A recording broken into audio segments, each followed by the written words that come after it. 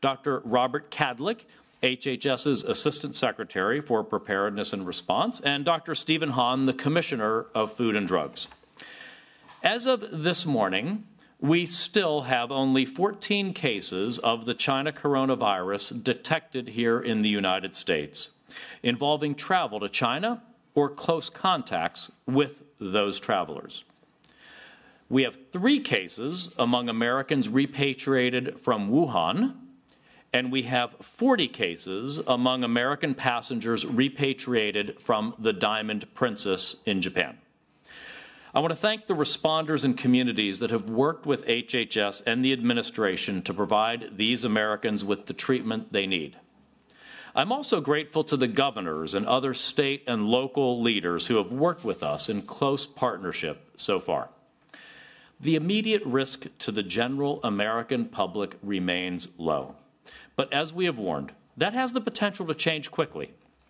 There is now community transmission in a number of countries, including outside of Asia. That's deeply concerning, and community spread in other countries will make successful containment at our borders harder and harder.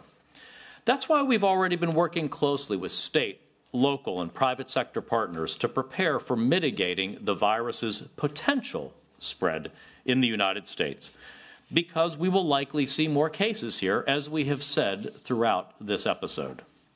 Dr. Schuchat will provide some more details on what that will look like, including how we would treat potential cases that arise from community transmission here in the United States. This preparation has been possible in part because of how aggressively President Trump has responded to this outbreak. As soon as we knew of the threat presented by this novel virus, public health leaders were monitoring it and beginning to prepare. The travel restrictions that the President put in place at the beginning of this month have given our country valuable time to continue to prepare, and that is precisely what those measures were designed to do. That includes working with Congress.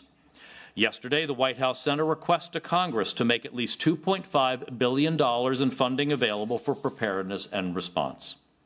There are 5 major priorities within the supplemental request, which I underscored this morning before the Senate Appropriations Committee. First, we need to expand our surveillance work, building on an existing system we have within CDC's influenza surveillance network. Second, we will need funds to support public health preparedness and response for state and local governments for what could be a very large-scale response. We don't know, but we must prepare for that just in case. This support complements the significant funds that these partners have received from CDC for preparedness, about 2/3 of $1 billion a year in recent years. Third and fourth, we need to support the development of therapeutics and the development of vaccines.